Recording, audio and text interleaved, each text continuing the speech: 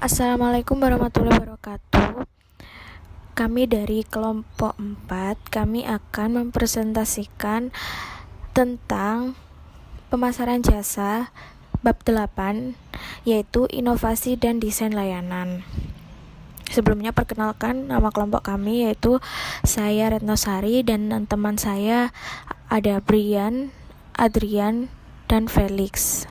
Konten yang kita bahas dalam presentasi ini yang pertama adalah tantangan layanan inovasi dan desain, yang kedua pertimbangan penting untuk inovasi layanan, yang ketiga jenis inovasi layanan, dan yang keempat tahapan dalam inovasi dan pengembangan layanan. Tantangan layanan inovasi dan desain. Ada sejumlah risiko yang melekat dalam upaya mendeskripsikan layanan hanya dengan kata-kata. Resiko yang pertama itu penyederhanaan yang berlebihan, yang kedua ketidaklengkapan, dan yang ketiga subjektivitas. Nah, resiko penyederhanaan yang berlebihan itu kata-kata itu tidak cukup untuk menggambarkan sistem layanan yang kompleks seperti manajemen portofolio keuangan. Nah, dalam ekonomi global modern kita seperti ini, sistem layanan telah meningkat secara signifikan dalam kompleksitas dan seringkali melibatkan jaringan perusahaan jasa, pelanggan, dan evolusi penawaran dari waktu ke waktu. Jadi dalam sistem yang kompleks ini, risiko penyederhanaan yang berlebihan bahkan lebih terlihat. Resiko kedua, menggunakan kata-kata saja adalah ketidaklengkapan dalam mendeskripsikan layanan. Orang seperti karyawan, manajer, pelanggan itu cenderung mengabaikan detail atau elemen yang tidak mereka kenal. Seseorang mungkin melakukan pekerjaan yang cukup kredibel dalam menjelaskan bagaimana layanan pialang saham diskon menerima pesanan dari pelanggan.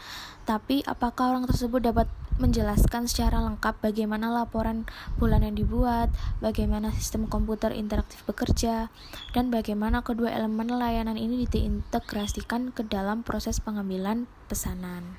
Lalu resiko yang ketiga adalah subjektivitas. Setiap orang yang mendeskripsikan layanan dengan kata-kata akan menjadi bias oleh pengalaman pribadi dan tingkat keterpaparan terhadap layanan tersebut. Selanjutnya, pertimbangan penting untuk inovasi layanan. Libatkan pelanggan dan karyawan. Mengapa kita harus melibatkan pelanggan dan karyawan untuk mempertimbangkan inovasi layanan? Karena layanan diproduksi, dikonsumsi, dan dibuat bersama-sama dalam waktu nyata dan seringkali melibatkan interaksi antara karyawan dan pelanggan. Inovasi merupakan proses pengembangan layanan baru, harus melibatkan karyawan dan pelanggan selama proses inovasi tersebut. Nah, di sini mengapa kok perlu pelanggan dan karyawan? Nah, dengan pelanggan sendiri itu sebagai konsumen ya. Nah, konsumen itu kan otomatis kan bakalan berkritik untuk produk kita. Nah, otomatis kita ya juga harus menangkap apa kritikan dari produk tersebut. Nah, dari kritikan tersebut itu membuat perusahaan atau kita sebagai pemilik perusahaan itu bakalan berpikir, waduh kalau produk ini kurang apa, dan konsumen udah ngeritik, otomatis kan belum mencapai kepuasan konsumen. Nah, dengan cara dikritik oleh konsumen tersebut, kita melakukan inovasi. Apa yang diminta sih oleh konsumen, apa yang diinginkan oleh konsumen, agar konsumennya itu puas dengan produk kita atau layanan kita. Dan karyawan di sini juga sebagai pendukung untuk pemberi masukan. Kan tadi konsumen sudah memberikan kritik, nah otomatis kan kita ngeflorkan ke karyawan. Nah, karyawan itu juga pasti punya usulan. Nah, kita harus mendengarkan usulan dari karyawan. Nah, yang sama-sama akhirnya bisa menciptakan layanan yang berinovasi dan dapat memuaskan pelanggan. Terus yang kedua, gunakan pemikiran dan teknik desain layanan. Nah, ini pemikiran dan teknik desain layanan yaitu melibatkan sejumlah orang, proses, dan elemen nyata, misalnya karyawan, pelanggan, subkontraktor, teknologi, peralatan, dan ruang fisik sering dilibatkan dalam layanan dan oleh karena itu perlu dipertimbangkan dalam desainnya.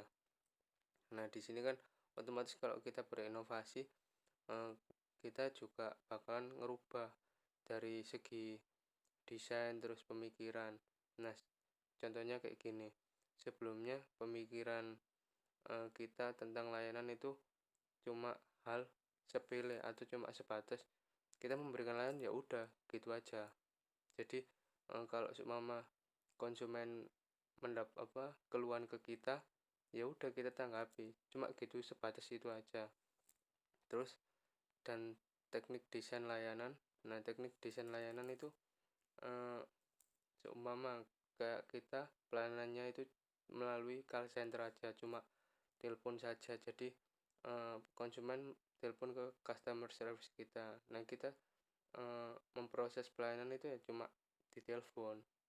Nah, otomatis kan membutuhkan waktu lama. Akhirnya daripada agak lama nunggu, ya udah, kan tadi kan yang pertama kan udah dijelaskan. Akhirnya konsumen itu ngeritik gimana layanan yang kita berikan konsumen. Akhirnya oh ya udah, kritikan konsumen akhirnya jadi masukan dari kita dengan inovasi tersebut. Nah, kita melakukan inovasi itu ya contohnya seperti kan tidak hanya menghubungi customer service.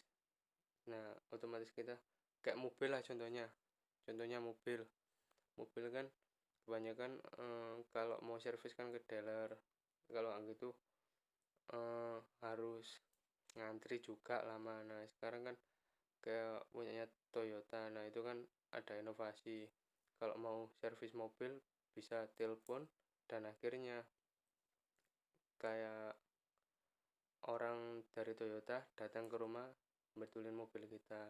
Nah, seperti itu kan dari inovasi. Sebelumnya cuma kita datang ke dealer terus diberikan layanan sama Toyotanya, ya udah cuma gitu aja, dan akhirnya kita ya juga harus ngantri. Sedangkan sekarang berinovasi dengan cara telepon ke customer service-nya Toyota, nanti bakalan datang orang betulin mobilnya ke rumah, gak perlu ke dealer lagi kitanya. Jenis inovasi layanan. Yang pertama ada inovasi penawaran layanan. Di dalam ini adalah banyaknya barang atau jasa yang tersedia dan dapat ditawarkan oleh produsen kepada konsumen pada setiap tingkat harga selama periode waktu tertentu. Nah, penawaran ini dipengaruhi oleh beberapa faktor, antara lain harga barang, tingkat teknologi, jumlah produsen di pasar, harga bahan baku, serta harapan, spekulasi, atau perkiraan. Di antara faktor-faktor di ini, harga barang dianggap sebagai faktor terpenting dan sering dijadikan acuan untuk melakukan analisis penawaran. Nah, harga berbanding lurus dengan jumlah penawaran. Jika harga tinggi, maka produsen akan berlomba-lomba mengajarkan barang yang sehingga penawaran meningkat. Sementara itu, jika harga turun, maka produsen akan menunda penjualan atau menyimpan produknya di gudang sehingga jumlah penawaran akan berkurang.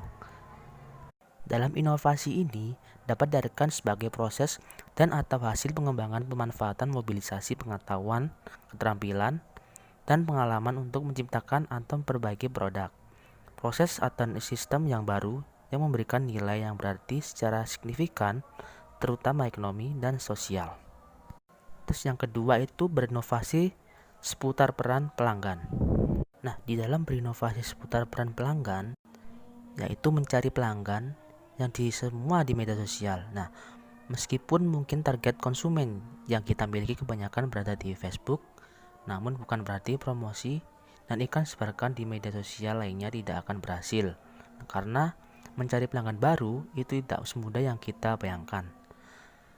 Maka kita perlu menebar jala ke seluruh sisi laut sebanyak mungkin demi mendapatkan ikan-ikan baru. Kita perlu menjangkau pelanggan baru dimanapun mereka berada.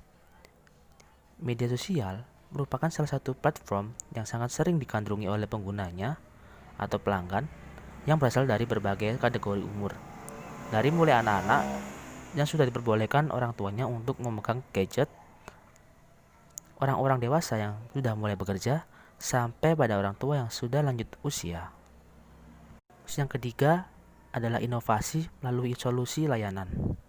Jadi, ide inovasi pelayanan adalah terobosan jenis pelayanan publik baik yang merupakan gagasan atau ide kreatif, orisinal, dan atau adaptasi, modifikasi yang memberikan manfaat bagi masyarakat baik secara langsung maupun tidak langsung.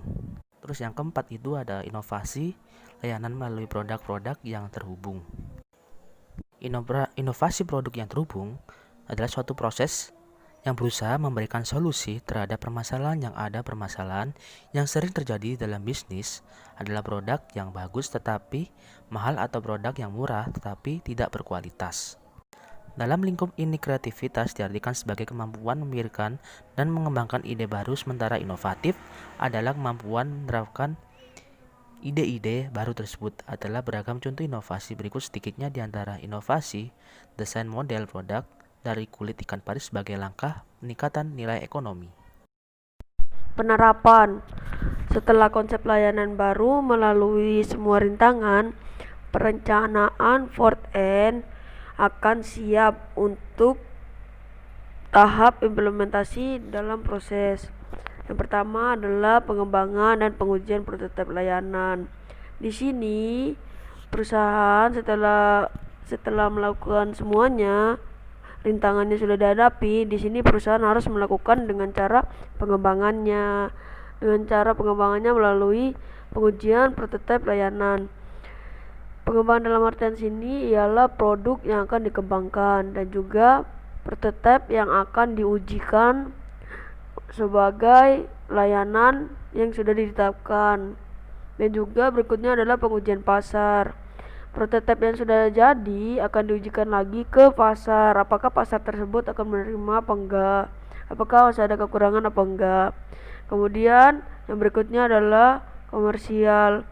Jadi ini merupakan serangkaian pendekatan pemasaran yang dilakukan oleh perusahaan yang bergerak dalam pembelian dan juga penjualan barang melalui penyedia layanan, di mana salah satu tujuannya adalah memperoleh keuntungan.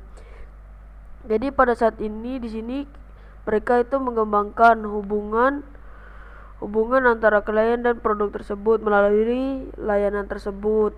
Dan juga tahap terakhirnya ialah dengan cara evaluasi pasca produksi.